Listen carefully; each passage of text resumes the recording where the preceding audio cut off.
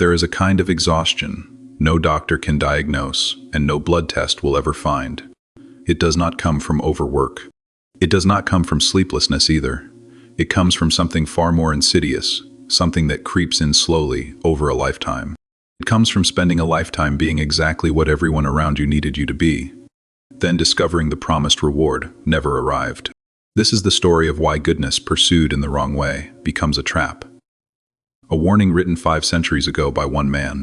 He had seen enough of the world to know the truth and was punished for saying it out loud.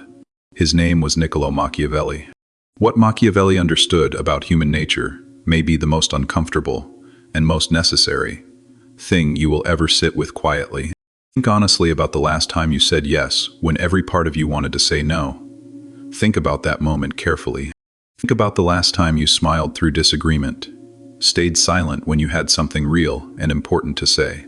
Think about the times you made yourself smaller so that someone else could feel bigger. That probably was not very long ago. Maybe it was this morning. Maybe it happens so often that you have stopped registering it as a choice at all anymore. It is the first sign of the trap, the moment self-erasure starts to feel like personality, like it has always been who you are. We were all taught early and repeatedly that goodness was the answer, that patience, kindness, and generosity would be met in kind. We were told that if you treated people well, the world would eventually balance the ledger in your favor. So you followed the rules. You were understanding when others were difficult. You were generous when you had little left to give to anyone around you. You absorbed other people's needs and called it virtue. Yet here you are, not surrounded by the gratitude you expected to find. Here you are, tired, undervalued, quietly wondering what went wrong. Something did go wrong, but it is not what you think it is. You did not fail at being good, you succeeded at it completely. And that is exactly the problem you need to understand now. Before we can understand the trap, we need to understand the man who first identified it clearly and at great personal cost. When most people hear the name Machiavelli, they picture a villain, a cold, calculating manipulator who believed morality was for fools. A man who believed the ends always justified the means. That version of Machiavelli is a myth deliberately constructed by his enemies. It is a myth constructed by people who had every reason to discredit him. Niccolo Machiavelli was born in Florence in 1469. He spent the better part of his adult life working as a diplomat and political advisor. For the Florentine Republic, he served loyally. He was not a tyrant. He was not a cynical opportunist. He was a man who spent decades observing how power actually functioned, not how people wished it worked, not how priests and philosophers said it should, but how it really and genuinely operated in the world. What he observed disturbed him profoundly. He watched good men get destroyed by bad ones, again and again, across years of service. He watched honest leaders get outmaneuvered by dishonest ones. He watched people of genuine integrity lose everything to those who had none. Not because goodness was worthless, but because goodness without any strategy was completely and entirely defenseless against every opposing force. In 1513, after being arrested, tortured, and exiled by a rival political faction, Machiavelli sat down and began to write urgently. He wrote a short book called The Prince. It was not a manual for becoming evil. It was a survival guide for an already dark world. He was not telling people to become monsters. He was warning good people that the world contained monsters and to stop pretending otherwise. The reason Machiavelli's name became synonymous with manipulation is itself a fascinating and deeply revealing piece of history to examine. When The Prince was published, the Catholic Church immediately condemned it and placed it firmly on the index of forbidden books for all readers. Church leaders called it the work of the devil, but institutions that benefit from naivety have strong reason to discredit those who expose it. If ordinary people keep believing that goodness is always rewarded and kindness always reciprocated, they are much easier to manage and control. Machiavelli threatened that arrangement, so they demonized him. 500 years later, his words are more relevant than ever before. The gap he wrote about between how we are told the world works and how it actually works has not closed. It has widened. What has changed is us. We have grown softer, more conflict-averse, more desperate for approval, more terrified of being seen as disagreeable. Machiavelli, were he alive today, would recognize this pattern immediately. He saw it 5 centuries ago and wrote exactly where it leads. Here is the paradox at the core. The more desperately you try to be a good person, the less effective you actually become. Read that again, because it sounds wrong. Everything you were taught insists it should be wrong. But look at the evidence of your own life. Think about the nicest person you know, not the strongest or most successful or most respected. The nicest. The one who never says no. The one who always makes time for everyone, who absorbs other people's problems like a sponge, and never asks for anything in return. Now ask yourself honestly, is that person thriving? Are they treated with genuine respect, or treated like a given resource that is always available? In most cases, it is the second one. This is not because people are cruel. It reflects a fundamental truth about human psychology. Machiavelli understood this truth, and most modern self-help books actively try to conceal it. We do not value what comes without effort. We do not respect what never pushes back. We do not treasure what we never had to earn. This is a feature, not a flaw. It is the same mechanism that makes us take our health for granted until we get sick, our relationships for granted until they end. When something offers no resistance, the brain categorizes it as low value. When something has limits, the brain categorizes it as high value.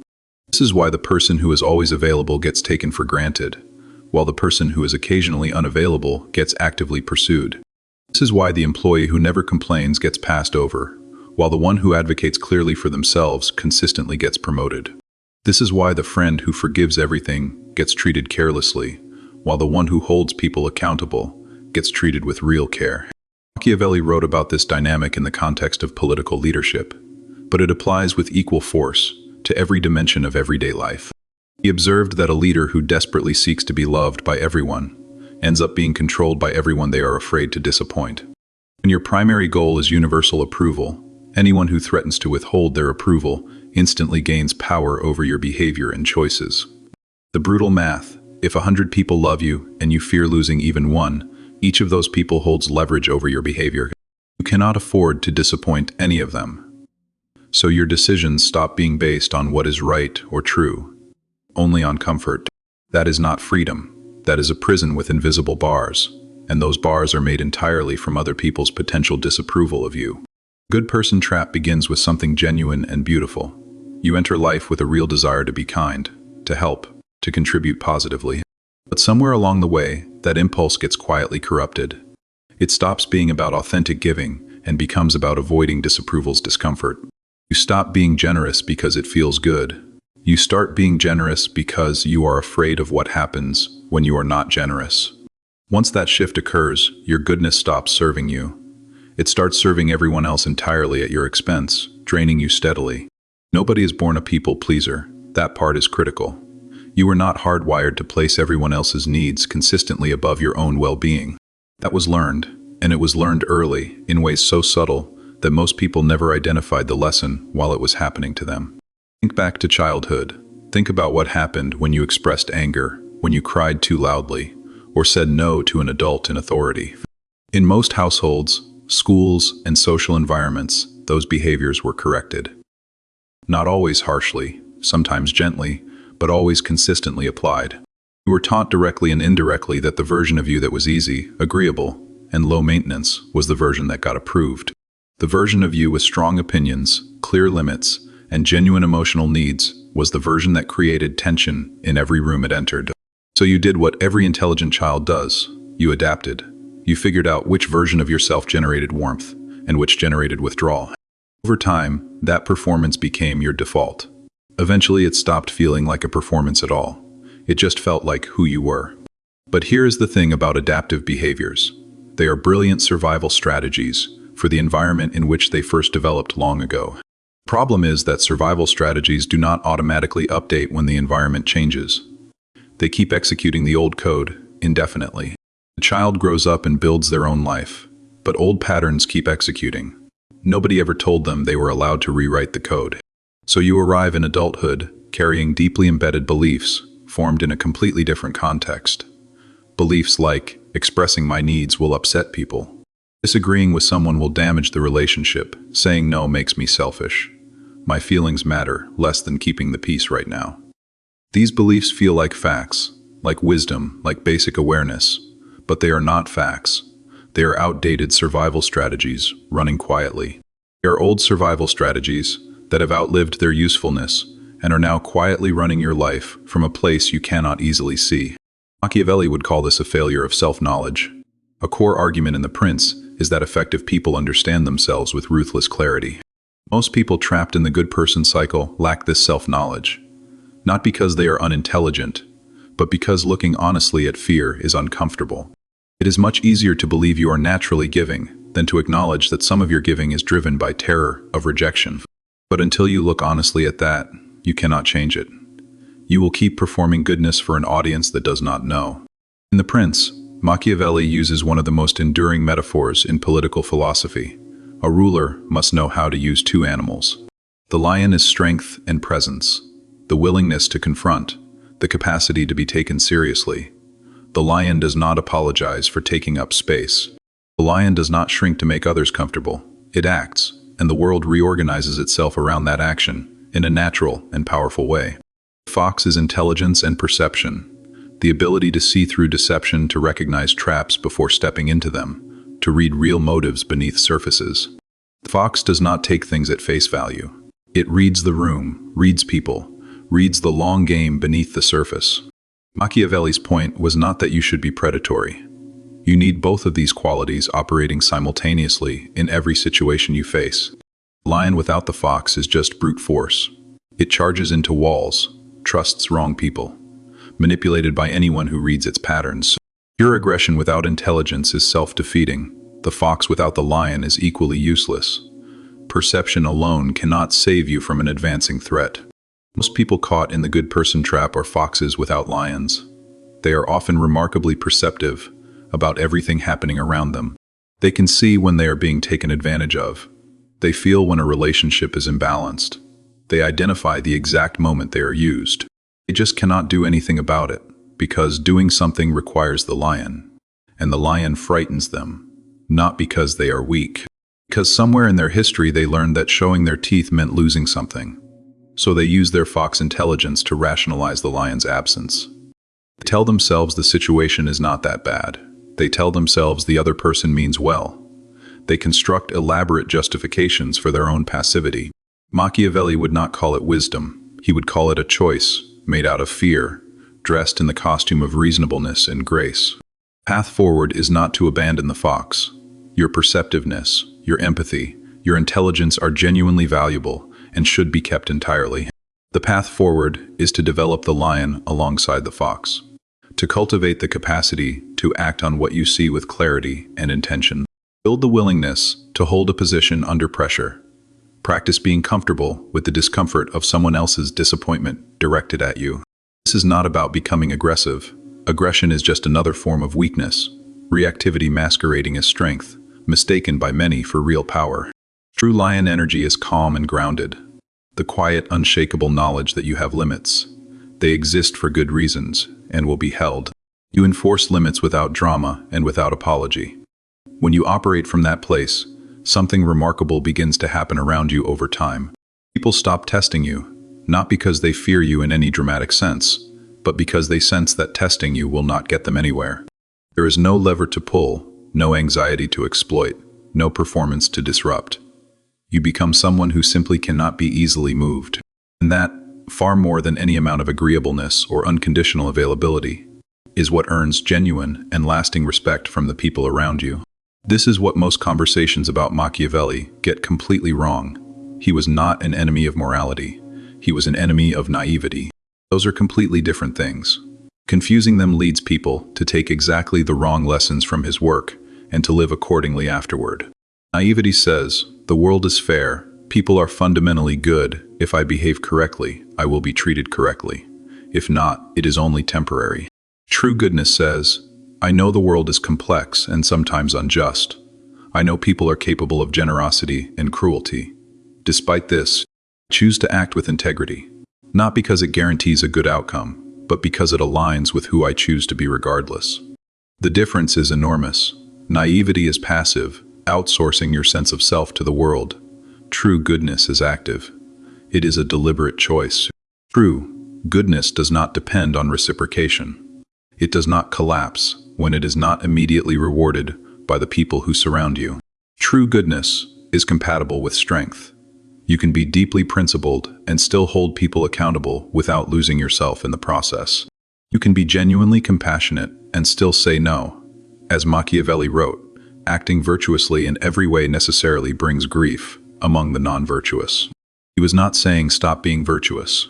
He was saying stop being virtuous in a way that ignores the reality of those who surround you. The problem is not your values. The problem is your assumption that everyone else shares them, or that they will recognize and honor them universally. Some will share your values, many will not, operating as though all will is not generosity. It is self-delusion wearing the costume of virtue. The person who lends money without asking for it back, then is shocked when not repaid, is not virtuous. They are simply naive. The person who lends knowing there is real risk, it will not return, making peace with that risk beforehand, makes a genuine conscious choice. Their action is not corrupted by the outcome because they never counted on the outcome to validate it. This is a different relationship, not goodness as a strategy for earning rewards, but goodness as a core expression of identity, held firmly without sentimentality, applied wisely, not indiscriminately. Machiavelli would have respected that kind of goodness. He had no patience for the other kind, and this distinction matters more than almost anything. Consider what is actually at stake here. This is not abstract philosophy. This is about the real shape of your actual life ahead. If you continue operating from the good person trap, prioritizing universal approval over honest self-expression, the future it points toward is recognizable and specific. Relationships that are consistently imbalanced, where you give more than you receive, not occasionally, but structurally, built into the foundation of the connection. The other person has learned through 1,000 small interactions that they can take without giving because there are no consequences for doing so. A professional life where your contributions are taken for granted, where credit flows upward and blame flows downward through the structure above you, where you are considered reliable in the way that furniture is reliable. Always there, never particularly noticed, replaced without ceremony when something better appears.